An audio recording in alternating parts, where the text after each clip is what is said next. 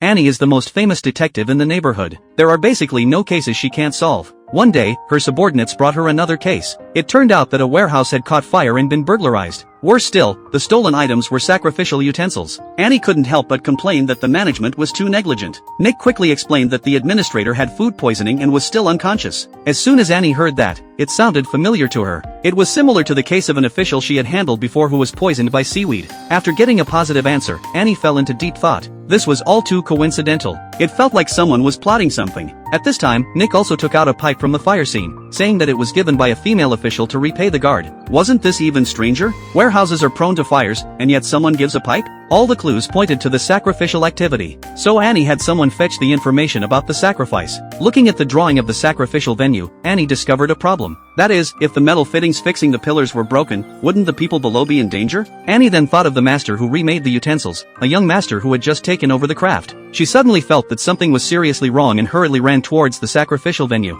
But there were heavy guards at the door, and she couldn't get in at all. But time was running out. Annie could only think of a clumsy way.